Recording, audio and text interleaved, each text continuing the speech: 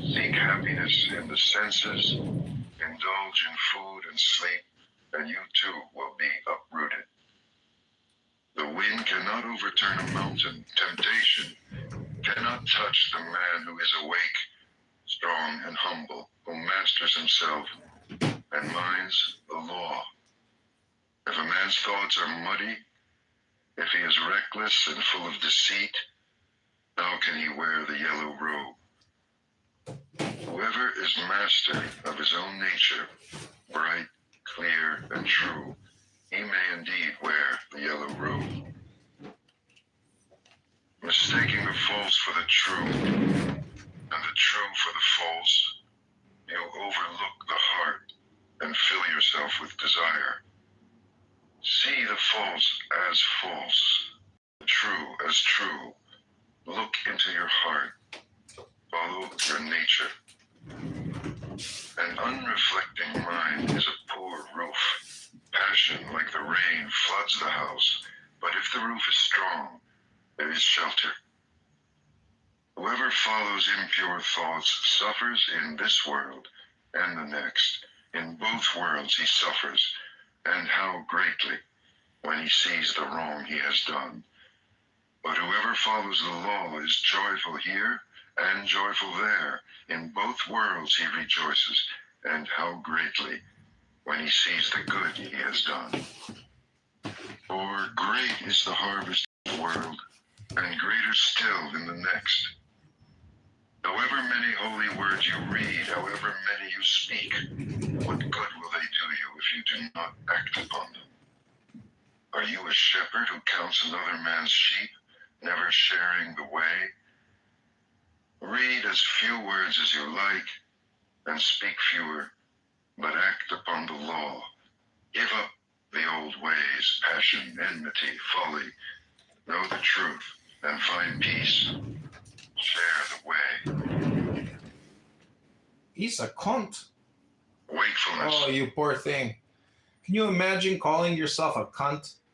Oh, Issa, you poor thing. You got to change your vocabulary. You got to update your name. It's like shitting on yourself. Why would you shit on yourself? Well, because I embrace the insults that people give me. You should call yourself beautiful flower. You can't attract. Oh, thank you. You can't attract, bees to your nectar unless you're a beautiful flower. Why would you call yourself a cunt? You're like repulsing multi-millionaire Bitcoin people. Somebody called me a cunt, so I just embraced it, and now I just have to wait. Well, change your name as soon as possible because you are. I will. It's like you are farting and everyone is smelling it. Oh, she's a farter.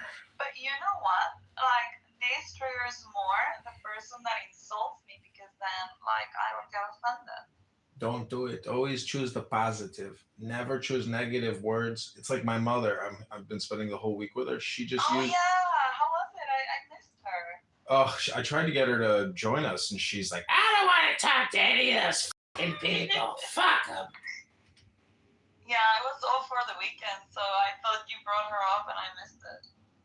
No, I couldn't get her to join us. Well, it's a beautiful photo. Was this weekend? Yeah, that's at Abraham Lincoln's tomb in Springfield, Illinois. Oh, it looks really nice. Yeah, unfortunately, you can't gag people, bind their mouths shut.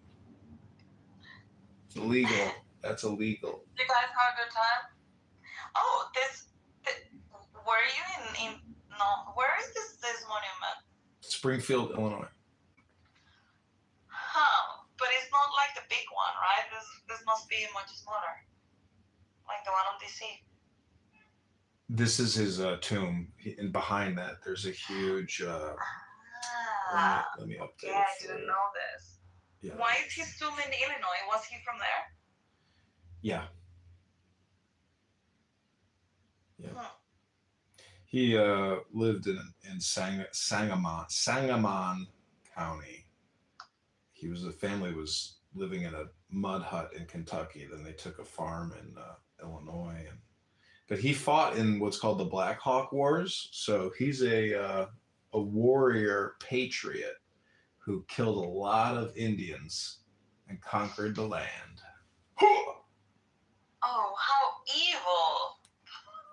Yeah. Did he do that out of racism? I don't think so, because he freed the I know, blacks, so but how could he be racist? And, African Americans don't even appreciate him, nor do they talk about him, nor do they know anything about his life. They don't give a shit about him.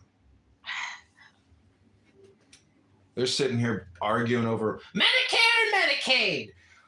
Medicare and Medicaid. We need that fucking money. so tell me, how was her visit? She's still here. Thank Oh, God. that's amazing.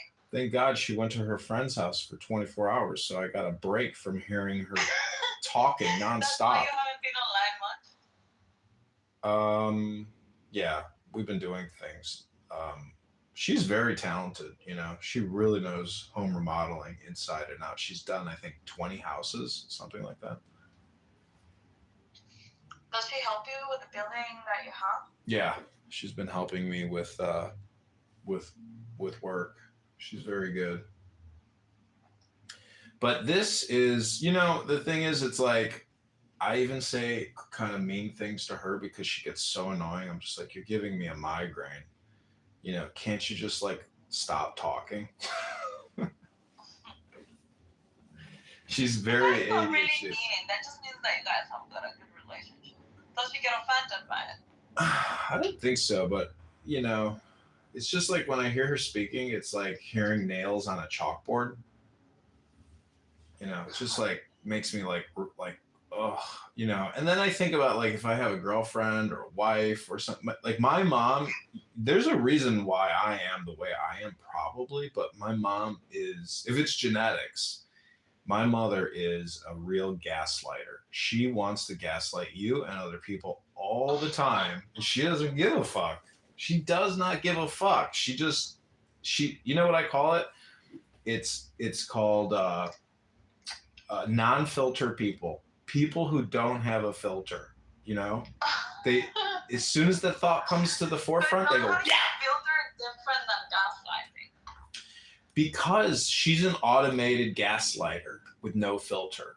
That's the way to describe her. She's a fully automated gaslighting speaker with no filter. And she wants to get the last word in on every single interaction. Where's your dad? Is he still alive? Oh, he ran away a long time ago. He got the hell away from her. Yeah, I was gonna say, did he run away from her? Yeah, he left her. He couldn't take it anymore. I don't blame him. She doesn't, the thing is, like, people need to go to the monastery for I've heard it said for 2 years to learn silence. The biggest epidemic is automated thinking or nonstop speaking, because people speak what they think. So the problem is people just can't stop their uncontrollable mind. They have no That's control. probably what a lot of us do here on Clubhouse. That's exactly what's happening on this app. My mother would fit right in. She'd become a toxic hypnotist and conversationalist on here. Not toxic. Okay, I don't understand why she doesn't come here. She doesn't even have a smartphone. She has a flip phone. Oh, well, that's actually good. Yeah, she prefers to be in the moment, but the problem with that is she just doesn't have a filter, and she doesn't stop talking. If there's a flower or a bird or a guy taking a pee, like she just comments on everything that comes into her visual perspective. Anyway, she's got ADHD. She got really bad ADHD. How old is she? 70. Oh. You would think time would calm people down, but no. My mom is 72. Yeah, they're getting up there. Today's my birthday, by the way. I'm 43 now. Oh my God! Happy birthday to you! Happy birthday to you! Edmund, happy birthday to you! Anymore? Who's your And club? that is the day that your mom decided to go to a friend's house. See, I told you. Isn't she a fully automated gaslighter? Well, That's actually she cooked me dinner last night, and she gave me a birthday card with $500 in it. oh, that's really nice. Yeah, that's nice. What did she cook you? She cooked a steak. It was honestly the worst steak I think I've ever eaten in my life. You're gonna miss her so much today that she's not here. I know that's the saddest part is like I lived with my grandmother growing up, and I was, I could have been nicer to her. Like she would say, she'd yell at me because I didn't do the dishes or something. And it was like, I could have been nicer, kindness, patience, compassion. Even my mother was like, she's like, no patience. I'm just like, you're right. Like I have no patience, but I don't know if I've become a sound sensitive person, but I like people who sound nice, that sound like flowers or sound pleasant.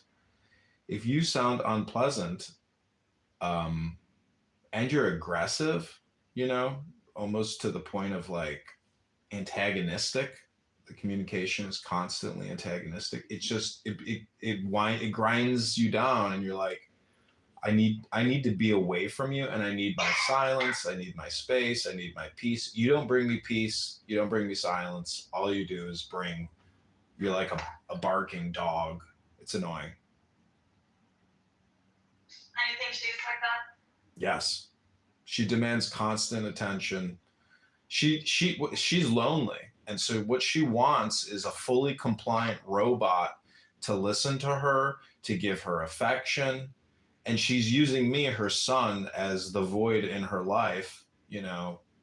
She's helpful to a certain extent, but then she becomes unhelpful. So, but this is life. And, the truth is silence is the only answer. I have no way to fix her or really make her a better, mother. So it's just like, say nothing. And that's the best form of peace, because I can antagonize her and then she antagonizes me. It's like, if it's like a circuit, you have to break the circuit essentially by going silent and just being Yeah, but meditative. and that is the thing. Like you're also assuming that she's the one with the problem, Right. and that maybe, oh yeah, well, I will never be able to fix her. But actually, you have also part of that contribution to the frustration, right? Because it's your lack of capacity of dealing with her annoying ways, and that is on you. Exactly. So if that makes you anxious, it means that you got something going on inside that doesn't allow you to deal with that. Otherwise, it wouldn't bother you. Agreed. And so the only way that I can possibly fix myself is by reading books and meditating. And I did that yesterday, and I felt much better. It's amazing. If you can put yourself in a better mood, you can put other people in a better mood. So it is like a first person player perspective, where if I want to change my environment, I have to change myself within first. Yeah, exactly. Is she also as reflective as you? I don't know if I'm reflective or she's reflective, but she keeps talking about the past nonstop. About how my father did this and your father fucking didn't do that, and your father was a piece of shit and this and that. And it's like, damn. It's 2025. All this shit happened 40 years ago. Yeah, I was gonna ask, like, how long ago was that? Yeah, 40 years ago. People still hanging on. See, memories never go away, especially if they were hurtful, or abusive, or... Anyways, I just want to live my life in what we call love. Does she live with your sister, or she lives alone? No, she lives by herself. But does your sister live close to her? No, she lives in the southwest of the United States. My sister lives in the northwest. I live in the Midwest. My dad lives in the southeast. I'm telling you. Wait, so you're just two kids, right? You and your sister. Yeah. Yeah. I don't want to give my mom too much, self-centering. I don't want to self-center her because she's not here in the room right now.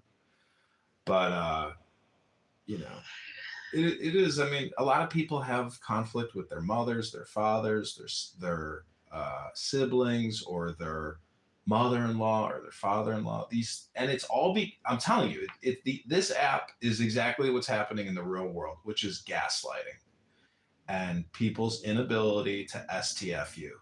Shut the F word up. People just can't do it. Yeah. I guess that's true. And just go into any room. We're all guilty of that. Everybody on this app is wasting their time. If you go to Politically Correct right now and you listen to all these Democrats screaming at each other, and they've been doing it for years now, definition of total waste of time. And it's not good therapy. There's no intelligence there. So it's sad, it's stupid, but they can be used. I'm filming them, and they keep messaging me, "Stop recording us, stop recording us." I'm just like, nah, I want to keep recording you because it's so stupid. I need to remember just how much of a waste of time this app is, because then I go do real things that, you know, are real. This app is it's the subjective app. It's the hypnotist conversational app. It's all subjective. There's no real objective. You get nothing from it. You don't even get clean laundry out of it. So that's how, you know, low value the information exchange is on this app. I can go do my laundry and get more out of that than listening to Democrat, liberal, socialists sit here and scream at each other. And they're all wasting their time. They got no clean laundry.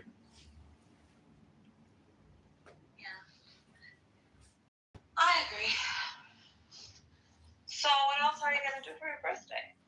Are you just gonna spend it on promos? No, I'm trying to schedule a date with a beautiful girl, but all the beautiful girls that I know say, "Sorry, I already have other plans." So why didn't you plan before? I don't know. I feel like it's kind of self-centered to like praise yourself on the day of your birth. You don't need to tell them that's your birthday. Yeah, but then it's like, if you take somebody out on a date on your birthday and you're like, "Oh, by the way, it's my birthday," they're like, "It's your birthday?" And you're taking me out? Like, what's wrong with you? You're a loser? You don't have friends? Yeah, but that's the thing. You don't need to tell them. I know. Anyways, I'm just saying that, like, I tried to make plans, but nothing materialized. But I do have plans tomorrow, and I may have plans tonight. The day is still young. We shall see.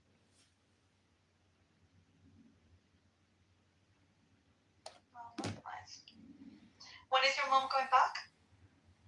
Sunday. Oh, I still have got a few days. Joy. My mom is going to come to Switzerland on the 3rd of December. Mm-hmm. And she's going to spend here with me like a month. Oh. Yeah, I know. She spent here like 5 or 6 weeks back in July. And she's coming back. Does your mom have a lot of anxiety, or is she like pretty mellow? I don't know. We clash sometimes. Sometimes we just need like to walk away from each other. You know, it's like we both have like strong personalities. Like my character, like definitely I got it from her. Yeah, I'm also, I don't know if it's because I'm more used to being on my own or whatever, but yeah, I also feel I need my space a lot of the times. But yeah, I mean, like we get along. We cook, we go out, we chat. Sometimes we clash, but it's like we're very close, so it almost feels like friendship, you know, like it doesn't matter if we clash. It's like, well, we clash, we fight, and then a little bit later we're fine, you know, nothing happened.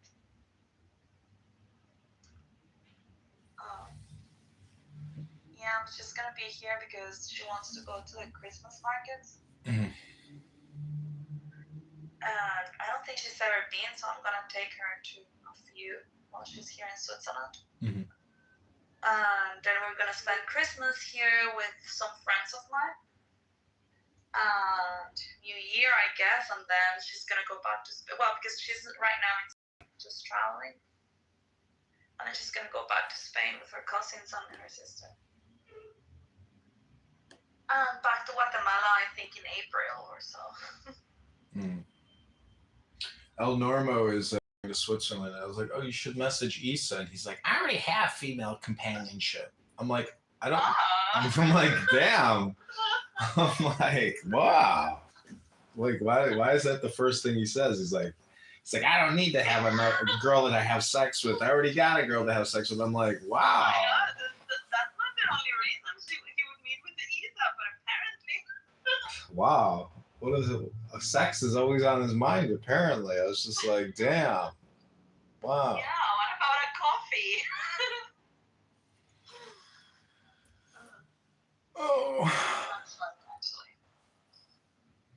Yeah, I might meet a few people in the coming months.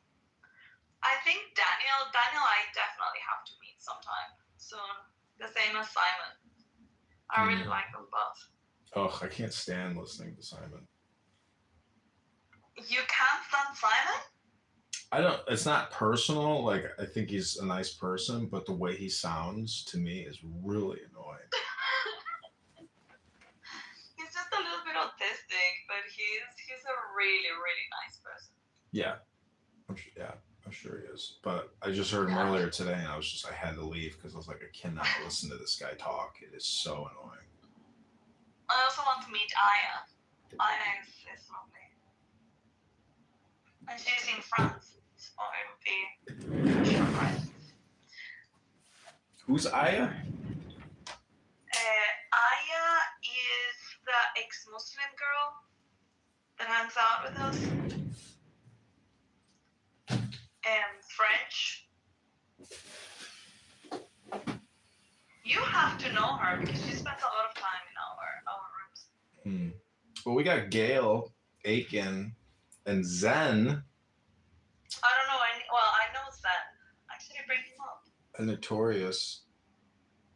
Notorious has been here for a hot minute. Who is Akin? Akin lives in Turkey. She's been enjoying my Dao De Jing rooms by Lao Tzu. Nice. And Gail?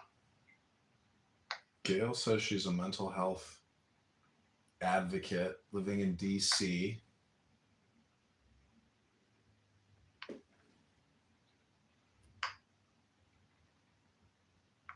What's funny is all the conflict I have with my mother is like the same conflict that she has with her mother. Yeah, see, look what Gail wrote. Simon never shuts up. Super irritating. Ooh, damn. Issa, your number one Simon. He's getting roasted. Yes, we know Alpha, Gail.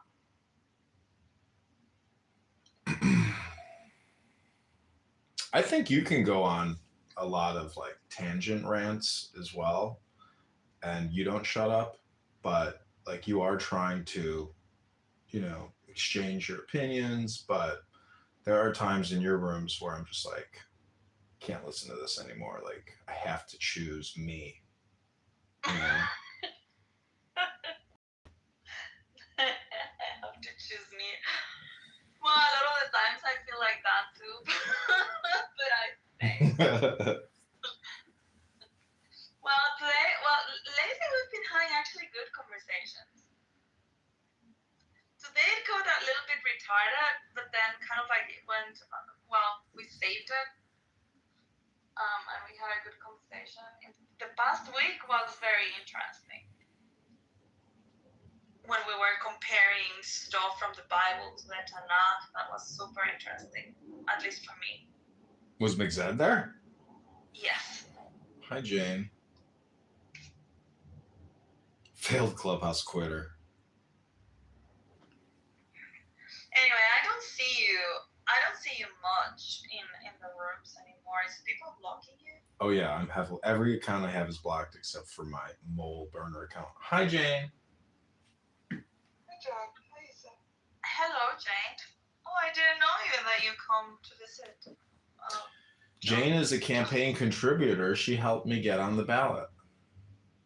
That's really cool, Jane. Thank you. Thank you, John. How's it going? It's Or what are you talking about? well, my mother's visiting with me, so we've been talking about the stress, the anxiety, the conflict, the rage. Oh. And today is John's birthday. Ooh.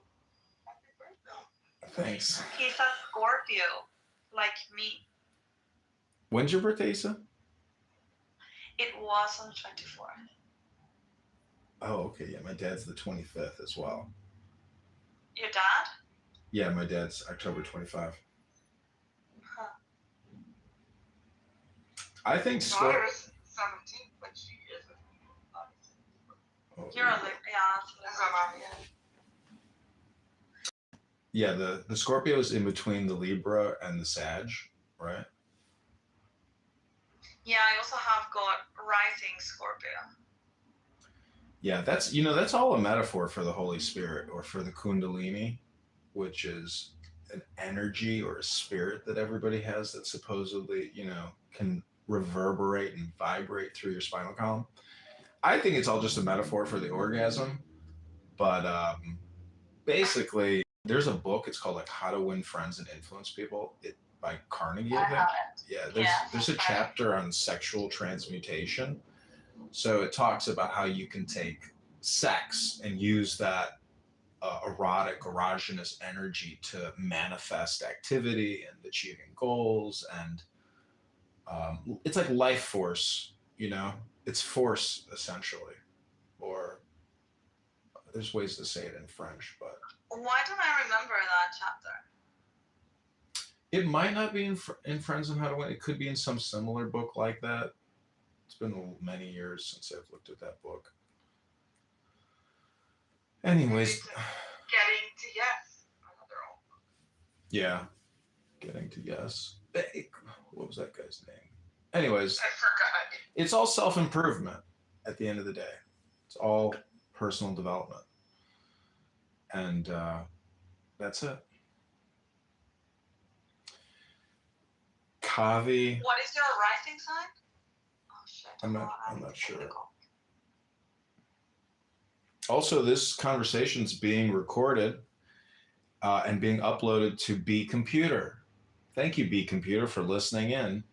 If you're here, timestamp it. It's November 6th, 2025, Thursday, 1:37 p.m., Johnny Kitover's birthday. Thank you, B Computer. You're doing a great job creating suggestions, to-dos, calendars, events. You can do everything while doing nothing with AI B Computer. Thank you, Amazon.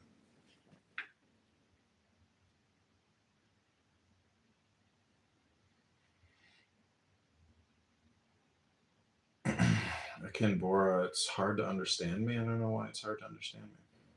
Yeah, Alpha goes on forever as well. Alpha's super annoying. But I am going to convert this room shortly to a meditation room as opposed to a conversation between John and Issa. Isabella.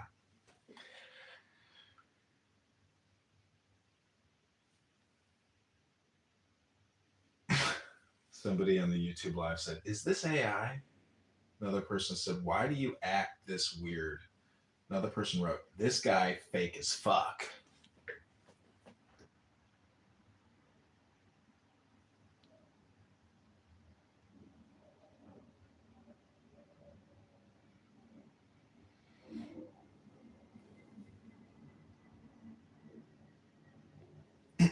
So Issa, do you do any intentional or guided breathing exercises?